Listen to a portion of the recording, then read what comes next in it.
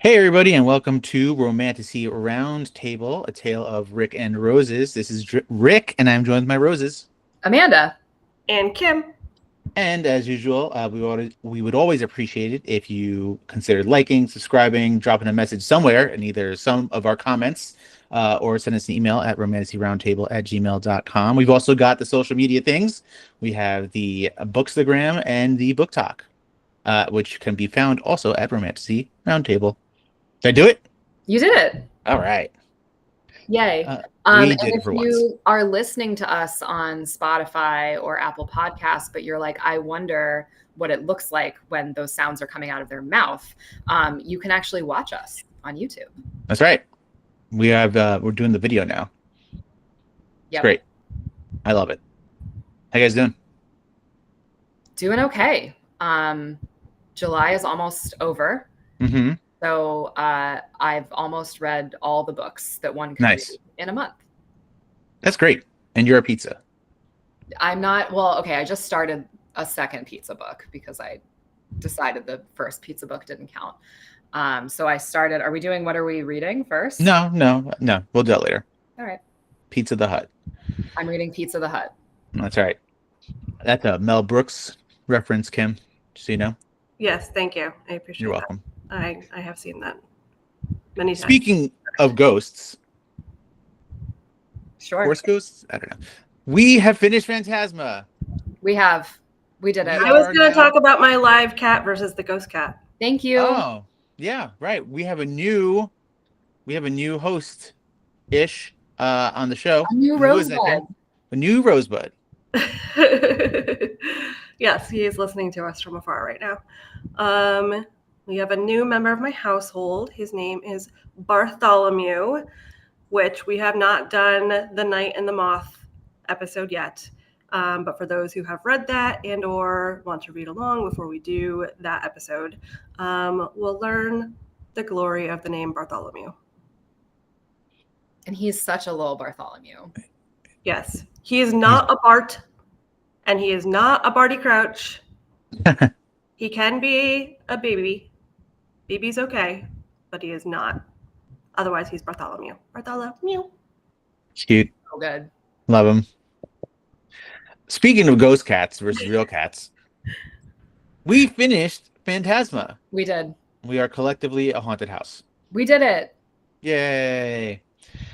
So I guess we'll talk about if we liked it at the end, but we were tasked to read chapters 35 through end.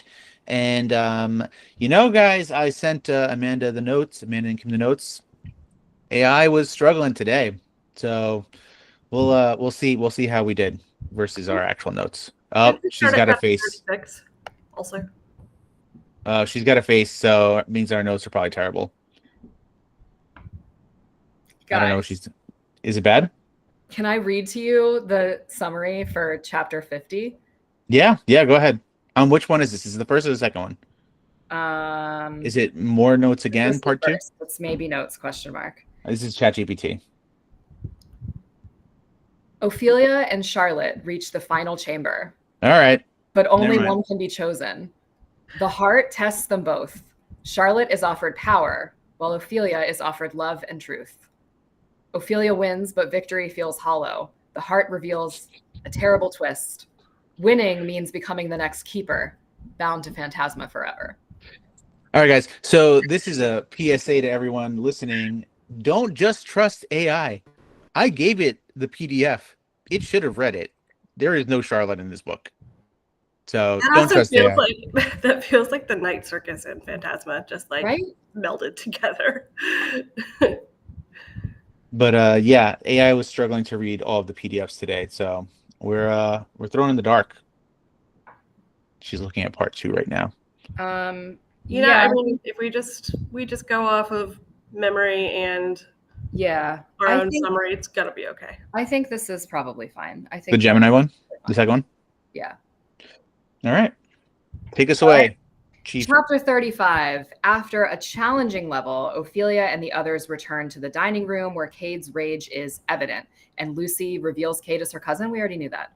Yeah. Oh yeah, I've been knowing that.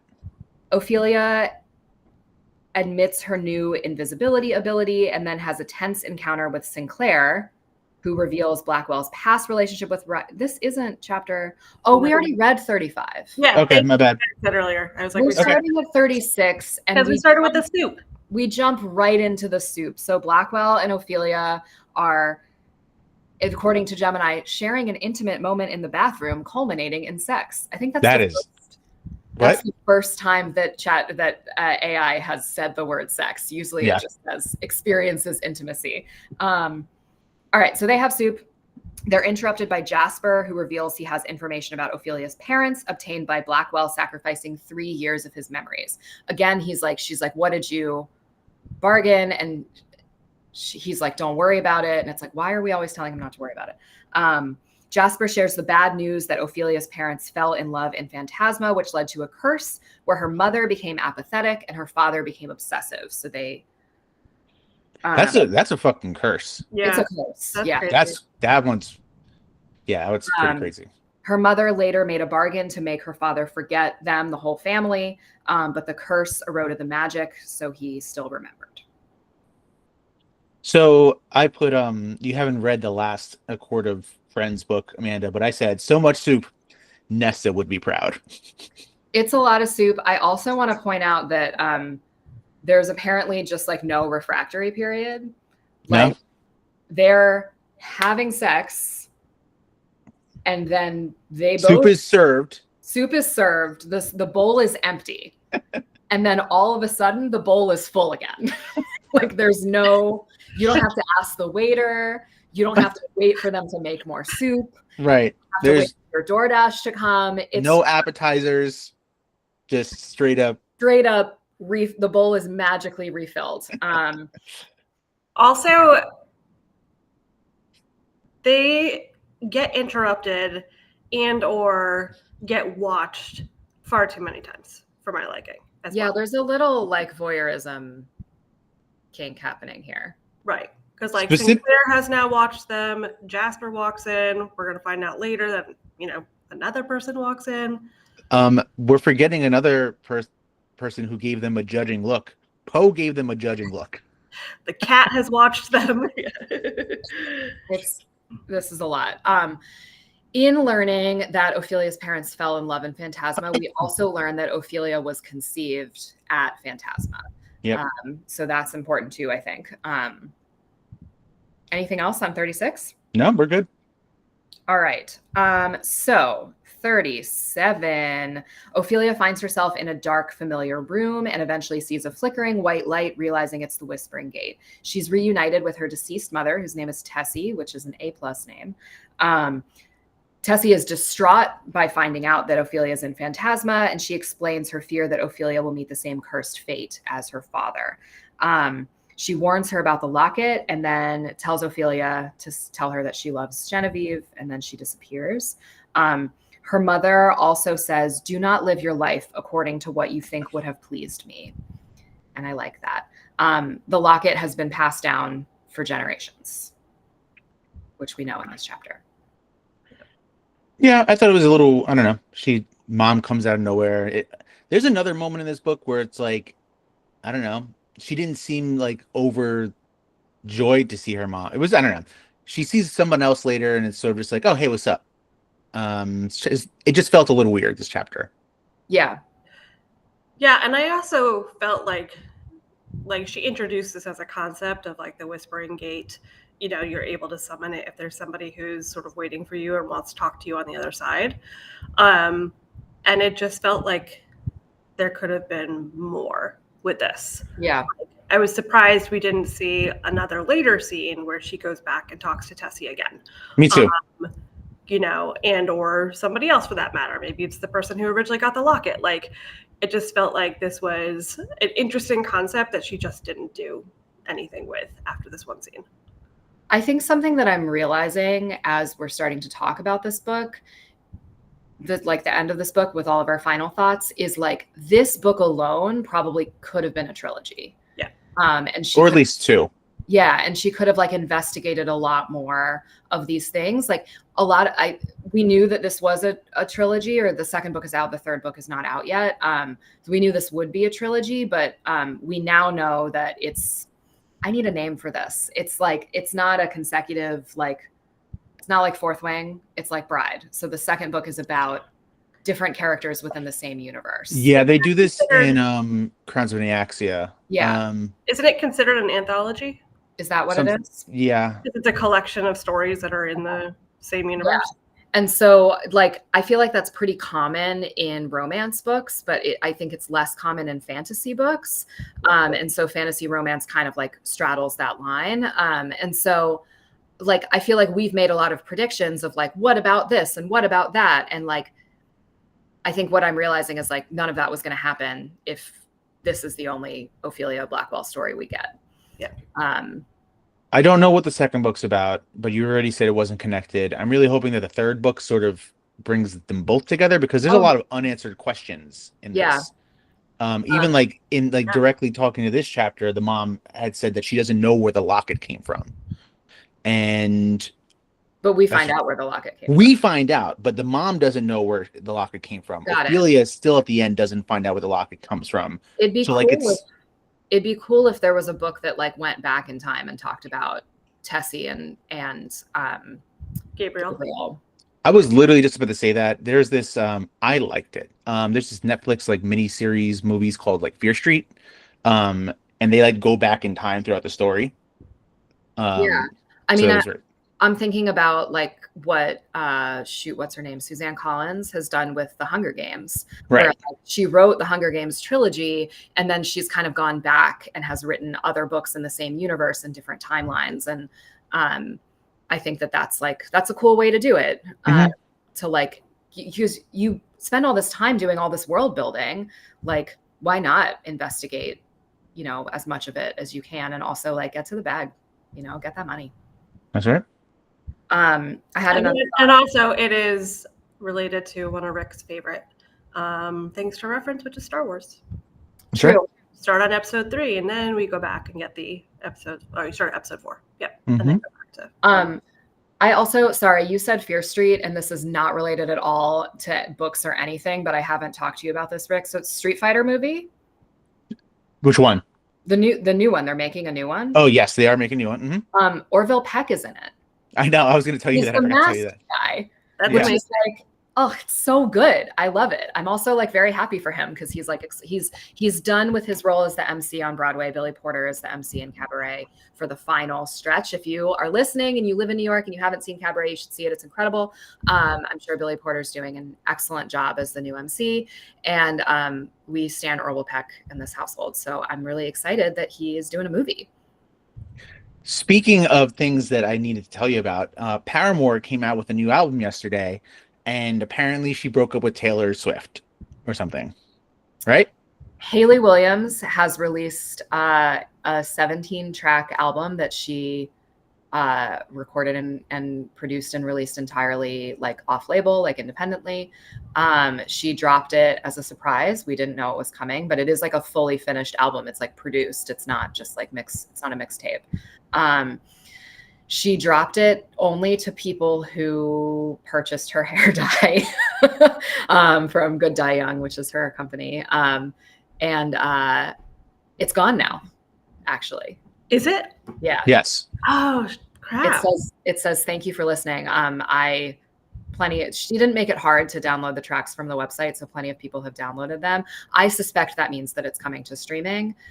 It's too good of an album for her to keep it in the vault.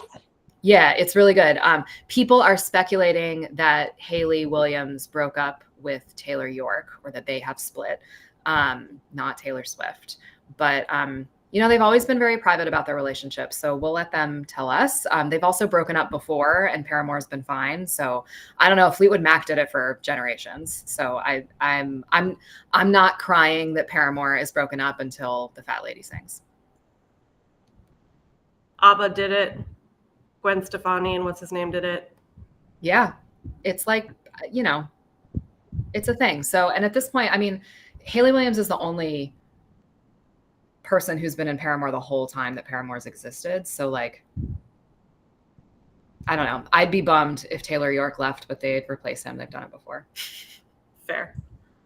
And yes, for anyone who is a Hayley Williams fan, get excited about it because I got one listen through and really enjoyed it. It's a really good album. I think it has some energy that's like reminiscent of other Paramore albums. Like it's not one consistent. It's not like I can say like, oh, it sounds like After Laughter, or oh, it sounds like Riot. But like it has some songs that like remind me of Paramore and some songs that feel very distinctly Hayley. And the lyrics are really good. And yeah, if I look forward to it coming to streaming so I can listen to it all the time. Yeah. Yes, Rick? Now that Rick's back. I'm back. Where'd you go? Chapter 30, I think it doesn't matter. It crashed. Okay. I think I know why. Chapter 38? Yeah. All right. Ophelia crashes through the floor into Blackwell's arms in the dining room from the Whispering Gate. Blackwell explains that as the offspring of a necromancer and a specter, her soul is tied between life and death, which grants her access to the gate. Ophelia tells him about her mother's warning to stay away from him to avoid their cursed fate.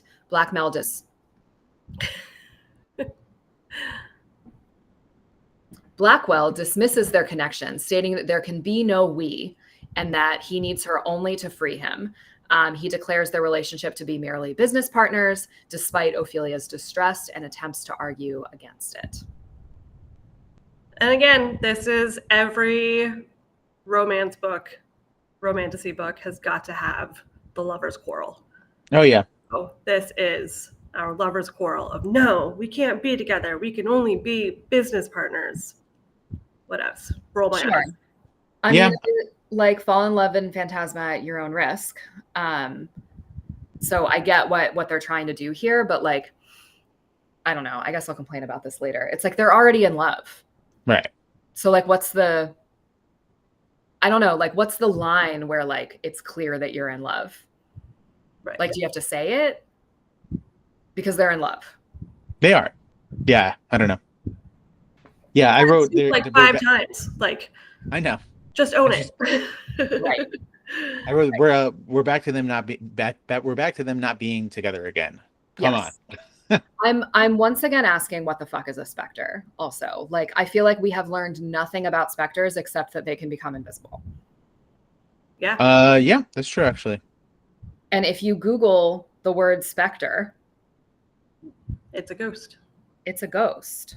It's a phantom. It's a phantom. It's a phantom. It's a phantom. It literally, the definition is ghost.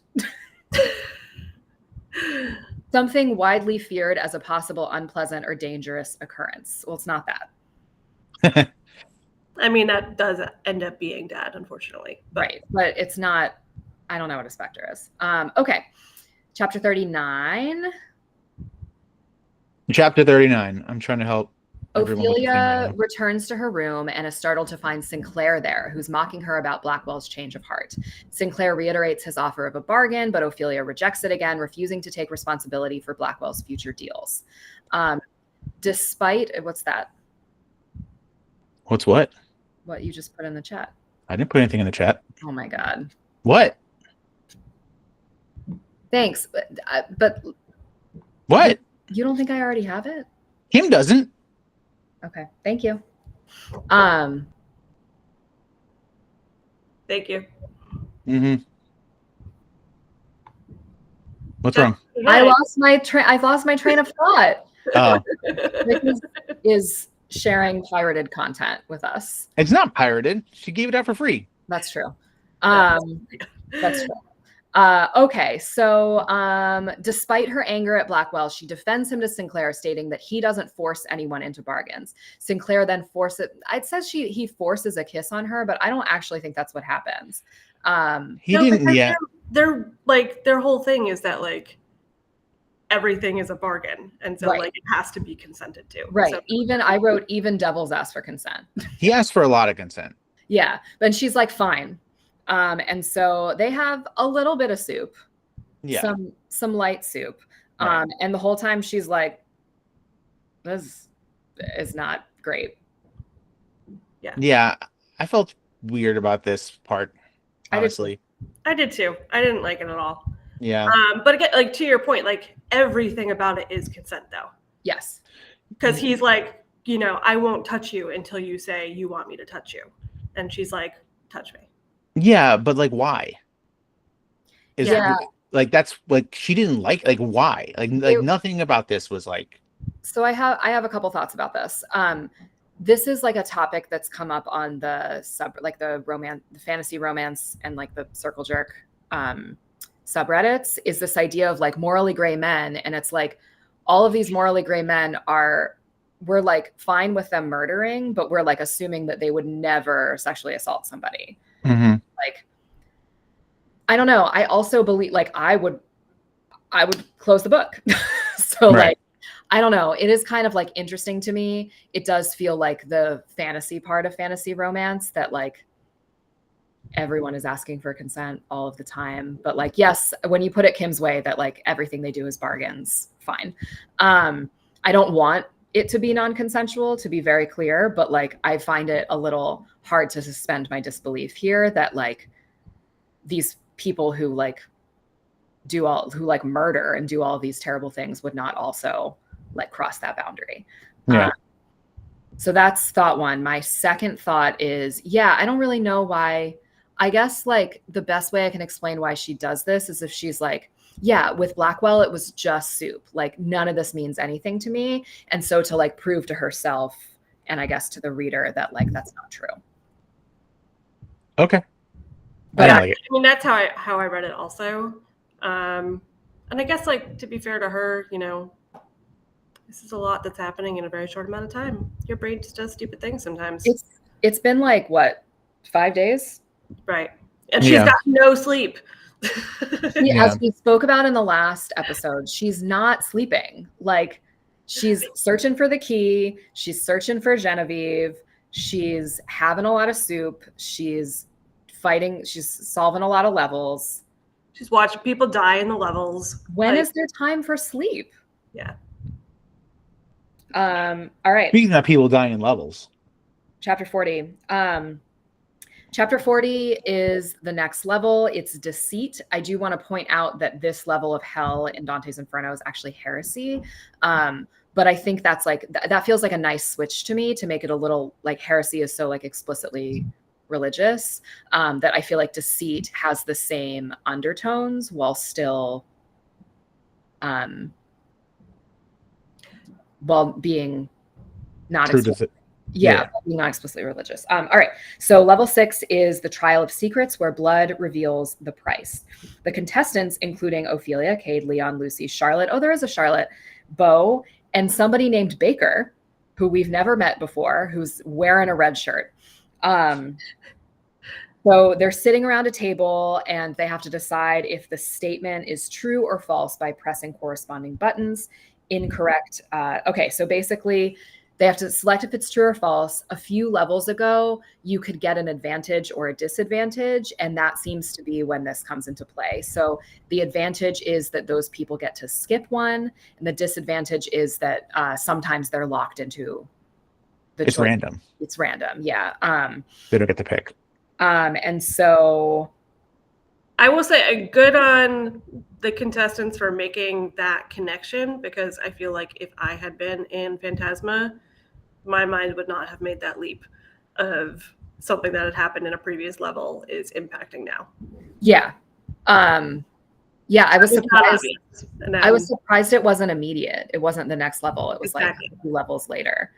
Yeah, that felt weird to me because I just felt I was fine with it. Like the connection was not super strong. Yeah. So they're going through their secrets, and the secrets are pretty juicy. The one about Ophelia is like Ophelia has kissed a devil. A demon. Yeah, devil. Yeah. Mm-hmm. Devil, and so she has. And then and she admitted it because Lucy was about to hit the false button. Yeah. And right. she was like, no, girl, it's real. Yeah. And the one about Cade, who we learned Cade's name is Cade. Can we pronounce this name? I'm going to write it in the chat. Sure. Love this game. Let's see how we pronounce Cade's name. Oh no. Arsenault? I think it's Arsenault. I want it to be Arcanino. Arcanino. I want it to be Arsenio, but Yeah. it's missing a letter to be Arsenio. It's very French. It's very New Orleans. I was about to say it's like a New Orleans thing. Yeah, Cade Arsenault is a hell of a name. I do also want to point out here that in this section, Beau bares his teeth, and Ophelia gives a vulgar gesture. Oh yeah, we're back. So we're so back. Anyway, so the secret about Cade is that he killed his sister's husband, and that's not true. And Baker says it is true. But like quick. He said that quick. And my notes for this chapter say smushed. Smushed hard. He gets smushed hard under the stone pillar. He's a little bug. He is donezo. It's pretty gruesome. And Olivia, I keep calling her Olivia. Ophelia gets splattered with the blood and the brain. The gore. It's gory. It's a horror book. Yeah, it's hard. And this goes right into the next chapter. So let's just put them together. So 41, after Baker's gruesome death, the remaining contestants are horrified with Ophelia feeling his blood on her face. Cade reveals he orchestrated the outcome, hoping they would disbelieve him. Lucy, Charlotte, and Leon are devastated, but Cade remains unfazed. So some other things happen here that aren't in the notes, but basically the secret about Lucy is that she's in love with Leon. Right. And her admitting that she's in love with Leon is the moment where the curse kicks in and she gets cursed. Leon is not in love with Lucy, which is a bummer. They make it through the level. Somebody else dies. Did somebody else die? Yes, Beau. Beau dies. Beau dies. Rip. So they make it through the level and Lucy comes out and she's cursed. She's like experiencing like pain and tremors and all that stuff. And Cade is like kind of losing it. Yeah. He like doesn't like watching Lucy in pain, which I was like, what's going on here? But then nothing. It was nothing. Yeah, I mean, to be fair, like it is his cousin. So we have this like one moment of him showing humanity. So I actually was really annoyed and disappointed in this turn of events because Lucy up and leaves. Yeah. She's like, I'm out, I'm forfeiting, I'm gone.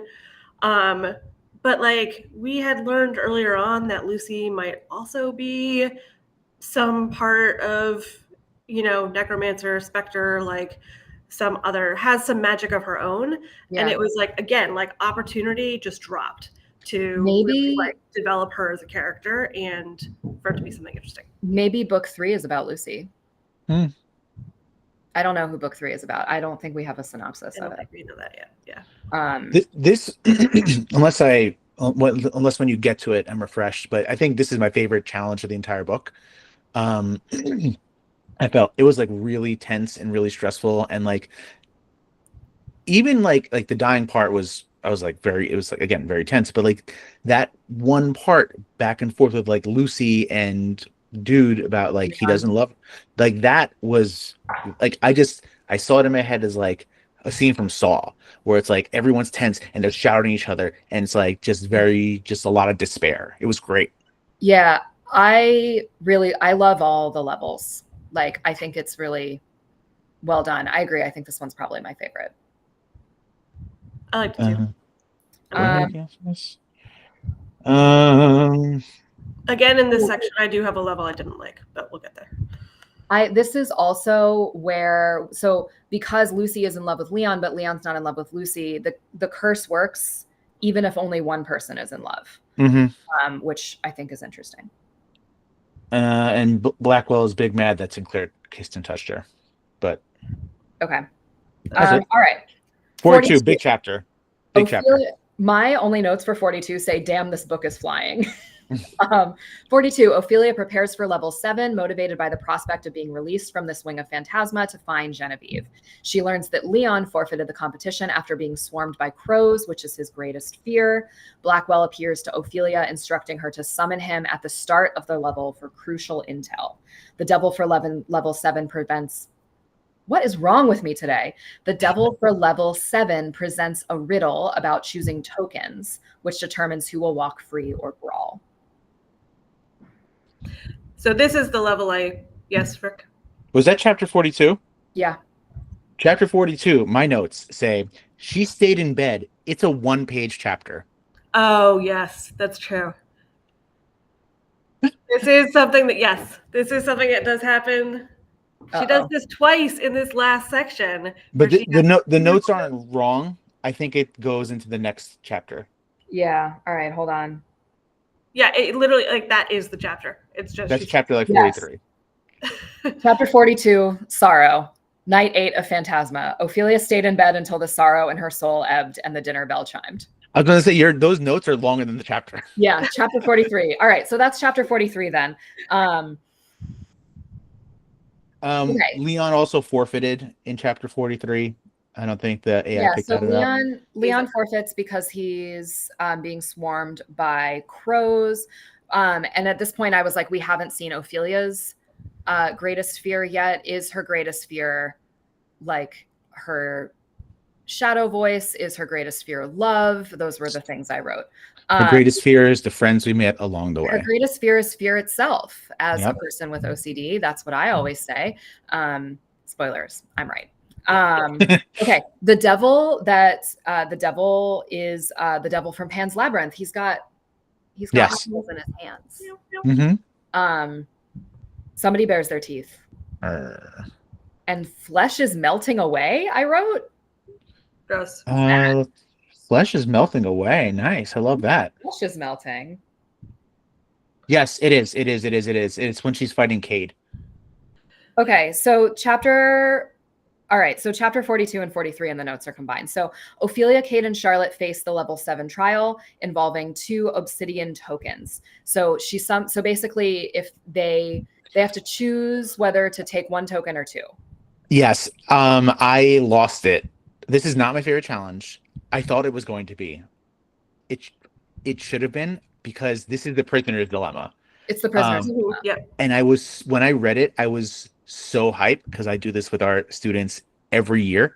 One of my favorite games of all time is based around the prisoner's dilemma. And I was ready for the greatest chapter in the world until Blackwell shows up and he's like, "Oh, just do this." I'm like, "No, that's not the..." Yeah, and that's the psychology of the prisoner's dilemma. This is also why this was not my favorite level either. Is again, it just, like, she had conceptually, it was there, and she just didn't fully flesh it out.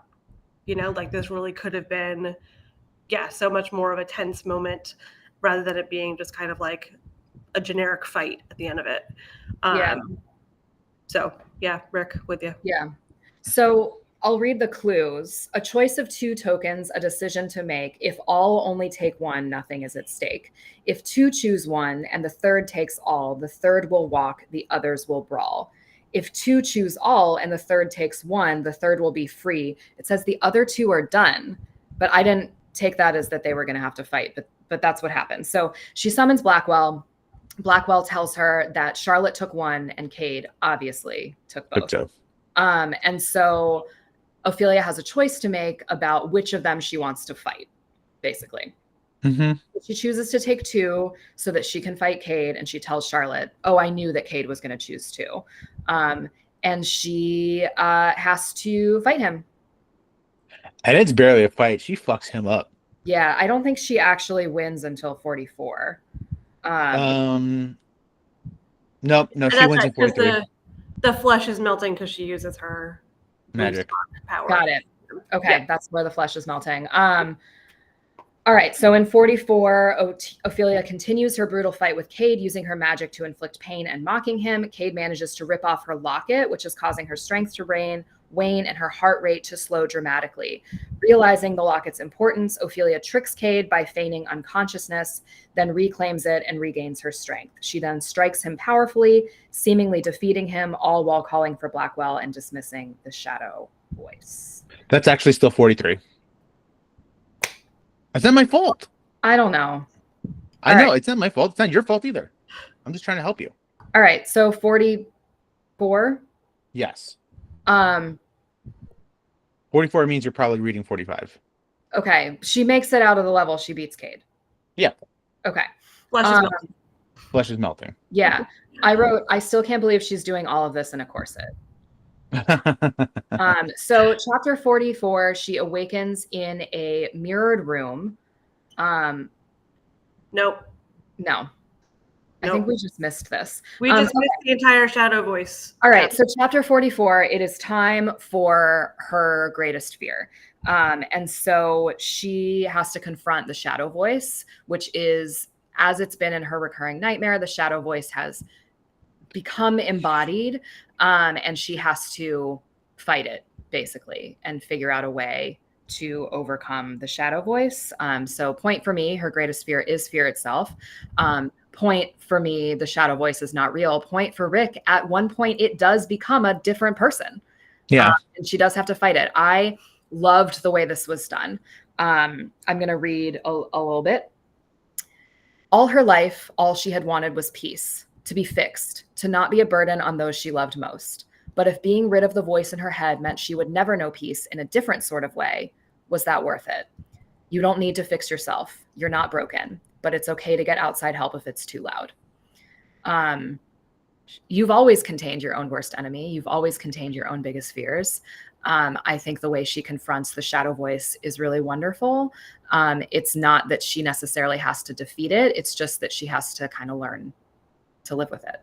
Mm-hmm. Which, again, this book is written by somebody who like really, really gets it. I really liked this. It was great. I'm glad really, you liked really good. I was really curious to hear your thoughts as Yeah.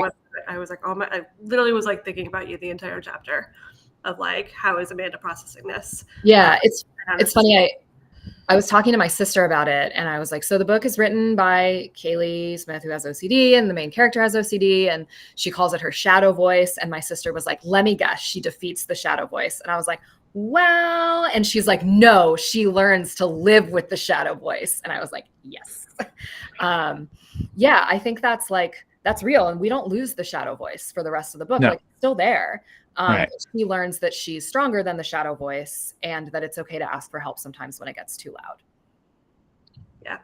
So I have I think it's at the beginning of chapter 45, so I'll hold my thought on the shadow voice-ish thing in a second. Okay. Chapter 45, she wakes up in a mirrored room. She's like got severe injuries. She's self-inflicted. There's a lot of self-harmy stuff here, which is a manifestation of her deepest fear. Our notes say Blackwell, her spectral protector, also who Blackwell is, arrives overwhelmed with relief and affection, reaffirming his unwavering commitment to her despite their weakening blood bargain. So every time Is that what they're calling it? Every time she gets hurt, it like weakens the bond, and she's now hurt herself quite a bit, and so that's that. He comforts her, and they share an intimate night. Oh yeah, they do. Solidifying their bond and mutual dependence as Blackwell fulfills Ophelia's desires, showcasing his devotion and power. Their intense connection is highlighted as Blackwell fulfills Ophelia's desires, showcasing his devotion and power. It was so nice. Gemini said it twice. It's because it happened twice. Soup. Yeah, go ahead. Soup for days. These two can make soup. Oh my God, I need to be a ghost. I wrote, these clowns get interrupted every time. I don't remember when they got interrupted. At the end, Genevieve At the end. comes. All right. So my other notes just say, good soup. Good soup. Yeah, it's good soup. Swinging it back though, at the beginning you had kind of said it. So I would like to clarify. Actually, I do want to clarify something, to ask a question. So was her biggest fear the shadow voice? Because I took that her biggest fear was self-inflicted harm because of the shadow voice. Which, if that's the case, insane. Like that is wild. Like Kaylie Smith S tier in terms of thinking about that. Yeah, I think it's open to either interpretation.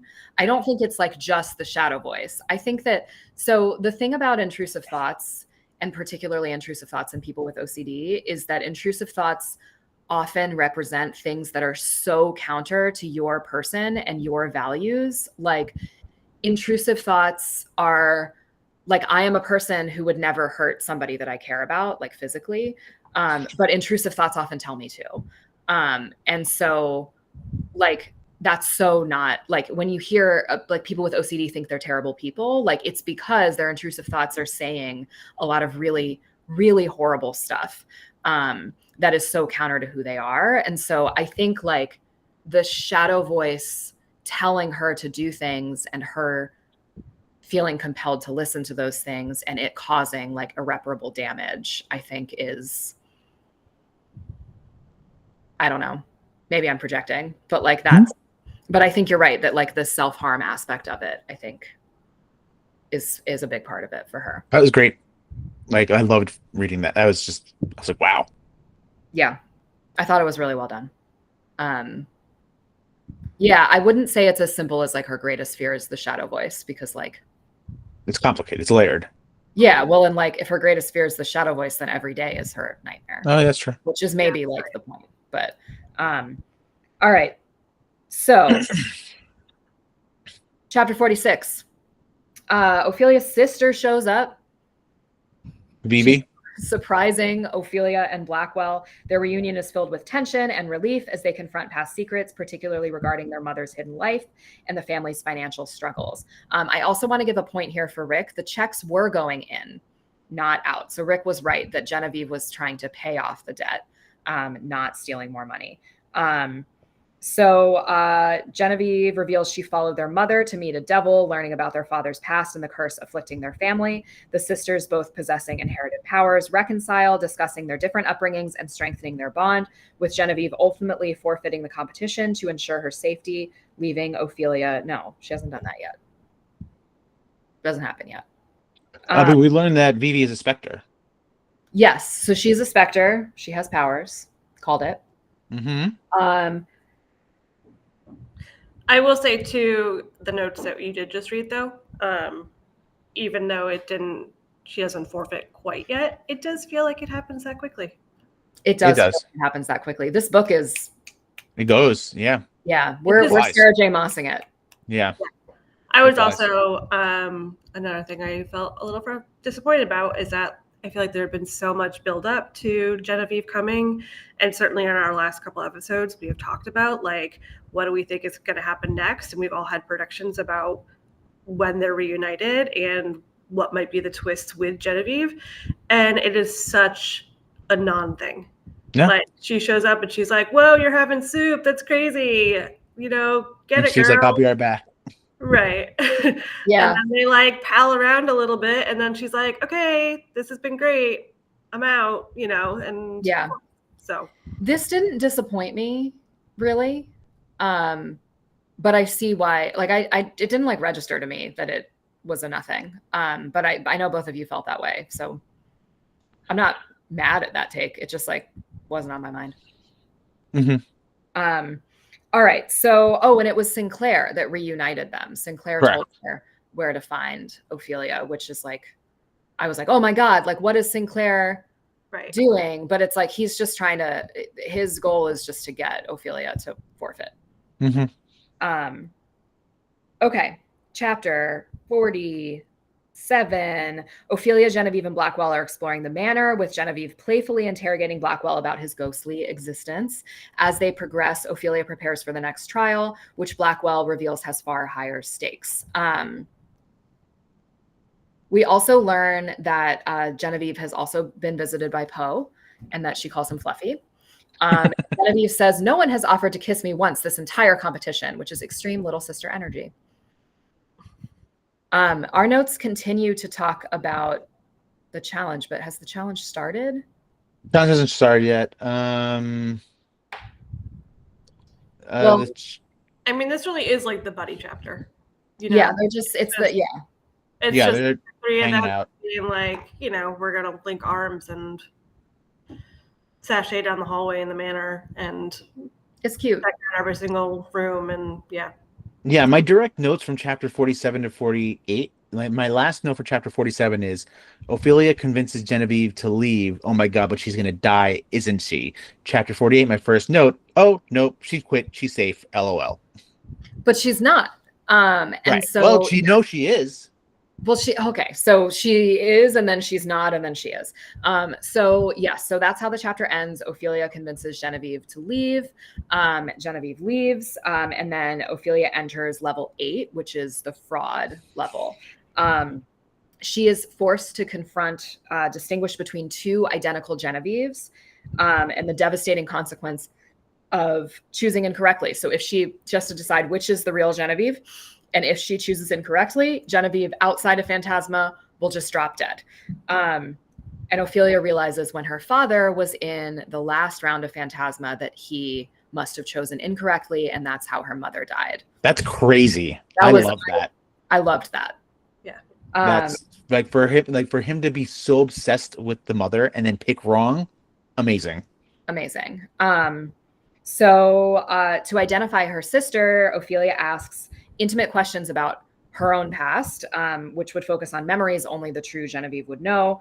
But because they're it's based on Ophelia's memory, she's like, I have to ask something I don't know. So she asks, is that whatever? That's what Blackwell tells her to do. Yeah. I'm just yapping. So Blackwell tells her to do that. So she asks how many people Genevieve has kissed. Mm-hmm. And the first Genevieve says, I don't know.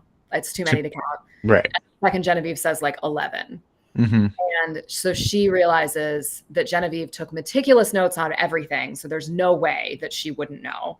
But also that based on what Ophelia does know, there's no way it's only 11. Yeah. And so she says, you're both not the real Genevieve. And she is correct. She did it.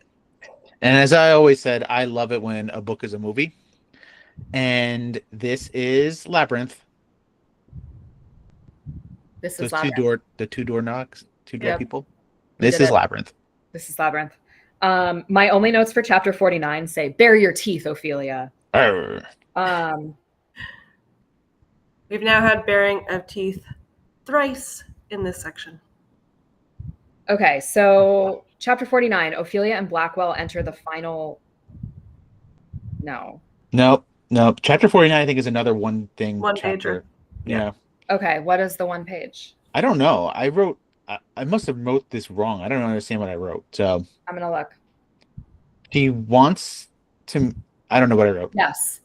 One thing Blackwell had always been right about was that soft hearts did no one any good. They broke over and over again. They bled for those who didn't deserve it. So when she finally got an audience with Phantasma's creator, her heart would not be soft. It would be hardened from all the heartbreak she had experienced in the last 2 weeks, and the heartbreak that had not yet come as her time with Blackwell dwindled to an end, unless she did something about it. And if the Prince of Devils refused to give her what she wanted, then she would show him her teeth. That's right. She's going to bear him. Chapter 50. She basically, so the last level is treachery, and she decides she's not waiting because only one person's supposed to enter the chapter. And so she decides she's just going to go. She's going to summon the door herself. So she summons the door. I'm confused about the notes here. Sure. I don't know what it says. I'm not looking at it. Okay, so she summons the door. Sinclair's like, you shouldn't, and you're not going to like it, so you shouldn't do that. Yeah, but she does it anyway. And so when she summons the door, she's like, in this barren, shadowy realm, and she's like, hello, Salamastris, I'm here for my prize. And who shows up, guys? Go ahead. And so she calls for Blackwell and she waits. He doesn't show up. She calls for Blackwell and she waits and he doesn't show up. Maybe he can't be summoned in this level. And then she hears, hello, Angel. And she's like, oh, you're here. What do I do? And he says, firstly, let me reintroduce myself. My name is Salamastris Erasmus Blackwell, Prince of the Devils. But you, Angel, may call me Salem. Like the cat from Sabrina. All right. I mean, I was calling him Sal in the last episode, so I was too. back to calling him Sal. Salem Sal. makes this. Right. Sal Yeah. Blackwell here. So all right. So he's Salem Gold Star for Kim. Yep. And Ted knew he was going to be a big dude. He's the big bad. So I guess that's why most of his chosen ones win. Yeah.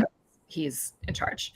He's trying to win. He doesn't know he's in charge until the final level. So in chapter 50 is not from Ophelia's perspective. It's 500 years before. Now the notes are bad again. Yeah, let's see. Chapter 51 is the flashback. Yeah, so chapter 51 is the flashback. We're 500 years before the start of Phantasma. And the Prince Salem, Sal, the Prince of the Devils, is being forced to confront his dad, the King of the Devils. They do not have a good relationship. And it's because Salem has fallen in love and has, chosen this mortal woman instead of serving his dad. Yeah. And so my notes are crazy. Can I just read my notes? Yeah. 500 years. King is big bad. Mm-hmm. Poe is spy. I was crushed. Why doesn't his dad know his real name? Crystal blue eyes? Angel? Blackwell is his true name. Is her name literally Angel? Yuck. Yuck. Thank you. Oh, stop. Oh, yuck. All right. So basically, like, the king kills Angel, who's his. He does not just kill her. He tortures the hell out of her. Yeah. This whole chapter is wild. Yeah. I really felt for Blackwell. Like, this was a rough chapter. Yeah, he tortured her all to just get back at Blackwell. It was just a wild chapter. He's the king of the devils in hell. Yeah. We lived up to it. Yeah. And so because, he was in love and didn't serve his dad, they're, destroy this woman Angel that he's in love with. Dad finds out his true name. And as we know, names have power. So he curses him to experience his house and his name for as long as dad deems necessary. So he lives as Blackwell, which is his true name, in Phantasma for as long as his dad deems necessary until he can find the heart and the key. Poe, the spy, reports back to dad at the end of each game. And then they take Angel's soul and they put it inside a locket. And so they're like, but who's going to get the locket? And so they give it to Hestia Grimm, who is a necromancer that's chilling in the dungeon for some reason. I don't remember why. And so they give it to her, and Sinclair is like, well, how long do you think is the right amount of time before we can present him with the soul and see if he can get it? And they're like, about 500 years. Mm-hmm. So this is the locket that's been handed down through her family. My question was why didn't her mom have the locket when she was in Phantasma? But I think her mom went before her mother died. So she didn't have the locket yet. That makes sense. Yeah. Or maybe she didn't know. Yeah, but it's the locket is calling. Yeah. It's really guiding Ophelia the whole time. It helped her make decisions, and it helped her find things. It led her to Blackwell. So I think her mom must have not had the locket when she was there. My big overarching thought about this whole chapter and really kind of how this happens is that the king of the devils is bored. Yeah. He's just I'm going to torture my son for 500 years in this ridiculous competition style haunted manor. And so I'm like, wow, that's where your mind went. You gotta come up with something a little bit really crazy, more simplistic or straightforward than this, but no. And also, it makes me uncomfortable knowing that Poe was reporting back on Blackwell having soup. That's fair. Yeah, I didn't like that her name was Angel, and then he calls her Angel. I thought that was really yucky. I thought that was, that makes me so uncomfortable, actually, for like that to now be Ophelia's nickname. Like when it was capital like A an Angel. actual person. Yeah. Also, like, I really wanted her to be an angel. Yeah, me too. That's what we're gonna go with that. And like maybe since we still don't know what a specter is, like I'm holding out hope that that happens later in the books. But like, he's a devil, and she's an angel. I'm a clown. Do we? I'm just thinking off the cuff right now. Like, I also felt the weird that he was calling her Angel, right? But was he calling her Angel because of the locket? Yeah. Okay. So like it was, but was he call? So was he talking to the locket or was he talking to her? You know what I'm trying to say? Like, I don't know. I'm like just thinking of this right now. And it's like he's in love with her, but is he in love with her? Is he in love with this 500-year-old soul? Correct. Yeah, that's what I was left thinking about also. I don't know. Yuck. All right, the notes are bad, so we're just gonna have to do our best. But in chapter 52, we're back to reality, and she's like, I thought you were a phantom, and he's like, I'm not. I just got snow white hair and glowing green eyes. But like that's his devil's mark is his hair. So that's why he's like a phantom. But he's not. He's a devil. And he's the prince of devils. And he so he like only gets his memories back in the last level of Phantasma. That's when he knows his full name and who he is. And until then, he doesn't know. So like he was genuinely helping her. He was genuinely falling for her. All of that was real until the end where he's like, you didn't win because you aren't the last person to make it to the level. And she's like, fuck you, I won. So this was the first time in centuries that he could talk outside the competition to Ophelia, and Sinclair had never worked so hard to try to get somebody to forfeit. So Ophelia's like, well, this is a bummer because I love you, which is like, that's when the curse kicks in and it's like a whole thing. And so walk me through what's happening here. So so the curse begins to manifest, and to break the curse, Salem proposes a deal. I feel like he's like kind of a jerk for a while before he that's not really. So she intended to use her devil's grant to free him. She uses her magic and her locket to sever his connection to Phantasma, freeing him and causing the manor to begin crumbling. And then she's like, it's because I love you. And he's like, God damn it. Not God, because they're devils. Devil, damn it. And his memories are returning, and the curse on Ophelia acquired from their love begins to manifest. He proposes a deal. Ophelia must sign her soul over to him, and in return, he can eradicate the curse and grant her immortality, making her his permanent tether. After a struggle, Ophelia agrees, trusting him to return her soul, and they are magically bound, making her immortal alongside him. Yeah, it was a little sloppy. As in, like, I was a little confused on, like, the whole, wait, you're cursed, and we got to make this deal now. So we hit some turbulence here in the plane.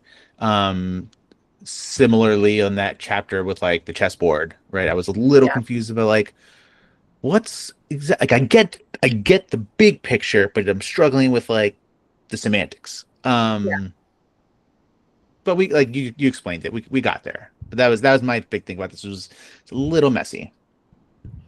As I've been saying throughout this episode, like, this feels to me like this whole third of this book was just, again, like, the ideas and the concepts are there, and it just feels rushed.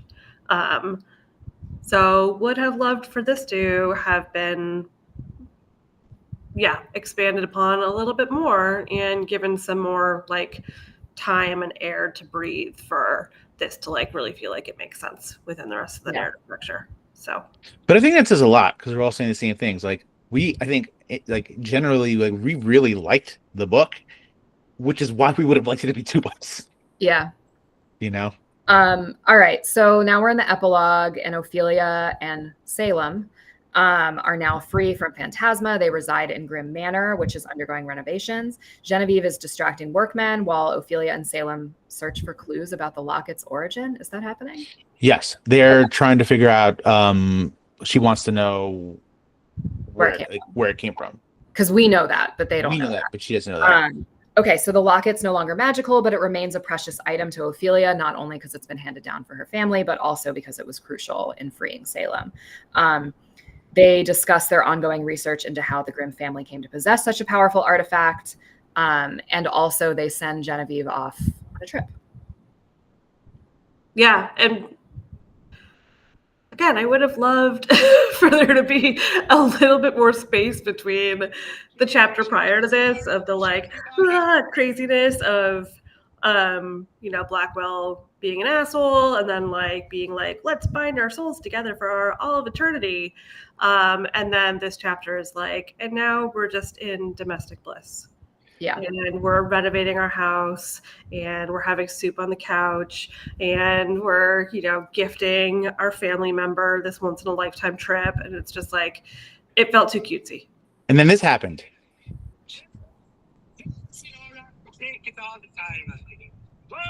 Guys, it's the end scene of Beetlejuice. Oh, I'd like to give a shout out to Erica and John if they're listening, because that song is the crack for their child.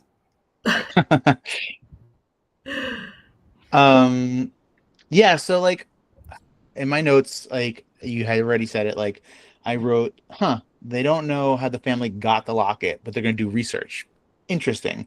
And I wanted more, and apparently, like you said, the next book isn't continuing that. So it's a lot of these threads that are just left there, and I'm no, I want to know more. Yeah, guys, I've been reading so much though, and it just feels like the way a romance book ends, right? When there's it's letting you know that they're going to continue to have a future together, and their story is going to continue, and you're just not going to be part of it. Yeah, it's a bummer. That makes me sad because I really liked it. Yeah. Yeah. And also it's just such a shift from being what is ostensibly a horror book to then being, as we're saying, this really generic romance book in the last chapter. Yeah. So.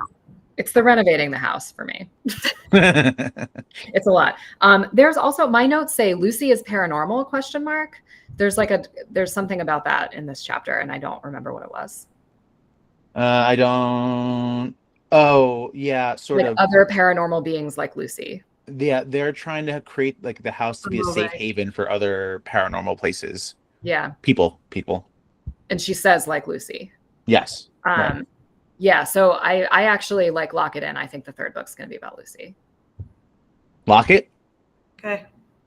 Lock it. Lock it in. Lock it in. All right, and then the book ends with a note on OCD. I'm going to read it's really good. Kim read it beforehand. I knew it was there and had skimmed it. Rick got to it and was like, Amanda, did you know this is here? I was like, yes. So I'll read just a part of it that I thought was a really lovely way to end it. Struggling with your mental health does not make you unworthy of love. I hope the people you surround yourself with are the sort of people who know that too. Which I thought was really beautiful. So thank you for that, Kaylie. And then I also always read the acknowledgements. Did you read the acknowledgements? No. Well, I will have you know that she names her book characters after her dogs. Oh, I love that. And Ophelia is one of her dogs. That's great. I loved. So what do you think, guys? What? And that's the book? That's the book. Yeah. What do we think? How are we feeling? Just general star ratings, 0 to 5. 0 being no ghosts, 5 being complete haunted house. That's the rating scale. Exorcism. 5 being The Exorcist. So if we're going by stars, yes. I gave it 4. It could have possibly been a 3.75. 3.75 or a 4 for me. No, don't give me those 0.75s. No, Amanda gives 0.75, so I can give 0.75. I yelled at her too. But let her speak her truth. I really loved the first 2/3 of this book, and the last third for me just felt like it. Rick, as you said, there was too much turbulence. It was just a little too much of a bouncy ride for me. And I would have loved for it to either be longer or another book or something that just kind of, or maybe some additional editing to just shore up some of the problems. Yeah, I also feel like a 4 is where I land on this book. It was a 5 for a long time, but a couple different things, like some of the more confusing things for me, like we've already said. I would have liked them to be a little more clear. And I just like I liked it so much I wanted more. So like I'm like literally taking points off because I wanted more and how much I liked it. Like it should have like want to know more, want to learn more, give me some more backstory. So and I also go ahead. I was saying, like, I also don't right now particularly want to read book 2. Knowing that it goes in a completely different direction and knowing that it's about Genevieve, and didn't particularly love Genevieve when she was introduced. So yeah, I agree with everything you're saying, and I think that we as a roundtable give it 4 stars. I did bump it up to 4.5, and the only reason for that was because it's the most accurate portrayal of my particular brand of OCD that I've ever read, and it made me feel really seen. And I thought the message was really important, and I thought it was done in a really great way. It would have been 0 stars for me if it was not. And so because of that, and because I see Kaylie and Kaylie sees me, it's a 4.5 for me. But I agree, like it didn't stick the landing. If honestly, like I would like if book 3 continues this, I will retroact this to a 4.5. Yeah. Like the points for me is like you're leaving me with these things and nothing else. I need more. So there's my 0.5 star. Hold on. Mm-hmm. I'm seeing, I don't know. Never mind. So book 2 is called Enchantra. And it's Genevieve's story. So she receives an invitation to Enchantra, a cursed palace frozen in time and full of deadly temptations. She meets Rowan Silver, and she refuses to let her in, and she finds her own way in. It's a labyrinth. He's gonna get in. She has to win or die. He's definitely getting in. What? I feel like we might learn more about the locket in that book. Yeah. So I feel I can't. So my star is still 4. If book 2 gives me more backstory, it's called 4.5. So yeah, that's where I'm at. And then book 3, we don't know anything about. It's expected in December. Book 2 just came out in April, so it's pretty recent. I'd like to go into that sooner than later, like mainly because it's fresh in my brain. Yeah, I would agree with that, but we can talk about that off the air. How many cans of soup? I'm giving this 5. I'm giving this 5 ghostly cans of soup. It was crazy. It was amazing. I actually sometimes, like when soup happens in book, I'm like, all right, this is boring. I'll speed read this. I read these. It was good. Yeah, good this soup. was good soup. 5 cans. Mm-hmm. Agreed. 5 cans. Good job, Kaylie. Is this our first 5 can of soup books? Congratulations to this book. I also will talk about this in a moment. I didn't know I had a soup limit. This book this is the most amount of soup I want in a book, and it was excellent. I also love that the soup rating is higher than the book rating. I love that. We could take out those 6 chapters and leave everything else behind. What else are we reading? All right. I'm a book. I've read so many books since we last spoke. I'm not gonna tell you everything I've read. I'm gonna give a couple highlights. I read A Week to Be Wicked by Tessa Dare, which is a literal bodice ripper. It's from like 2012. It was cute. I think Rick should read it. It is. I gave it 3 stars. It is. It's a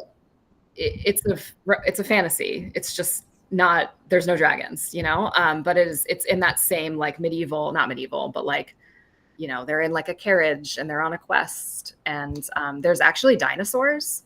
So anyway, it's just like some of the dynamics were a little outdated, but I think Rick would like it. I finished Heartstopper. 5 stars, 6 stars, 100 stars. These are my children, and I would do anything for them. And then I am talking about a lot of them. I read Astrid Parker Doesn't Fail. It was cute. I listened to the audiobook, and shout out to Kristen Du Mercurio who read it. I'm going to listen to everything she's ever read aloud. I really liked her voice. And then I read Chasing the Wild. So here's what had happened. I am playing the Ripped Bodices summer bingo, and I needed a book where a character smelled like leather. And so I went to the booksellers and asked for help. And she said that she had read Chasing the Wild, but she was like, it's like a little more in the erotica section. And I was like, that's fine. I can handle it. It was free on Amazon Prime. I downloaded it. I didn't know I had a soup limit. Oh. I have a soup limit. There's too much soup in this book. The soup I've read actual erotica now. This book is not, it's also like not my style of soup. Like, he's her ex-boyfriend's dad. She calls him daddy a lot. Yes. I'm not mad at somebody calling somebody daddy, but I'm mad at you calling your ex-boyfriend's dad daddy. There's also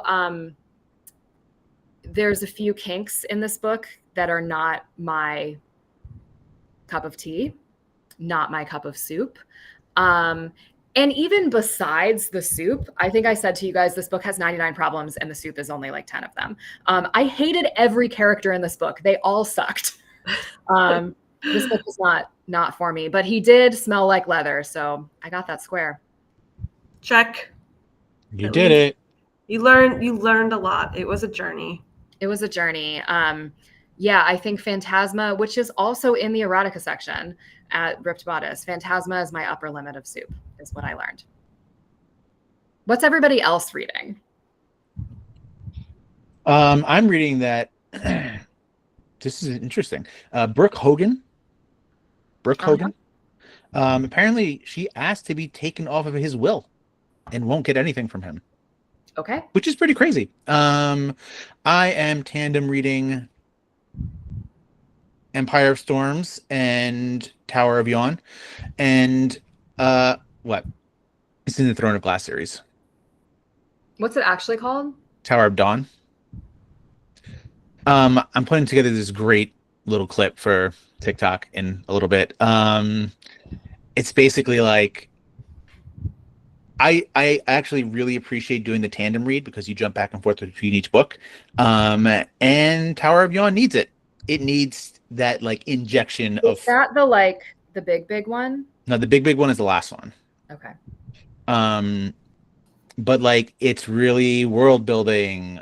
A whole new section of the world we've never been to. Like it's almost like its own book. My big problem with the book is like the book itself is a side quest, right? But within that side quest, there's other side quests. And I'm not with that. I'm like, come on. So I really appreciate when it gets back to the main story.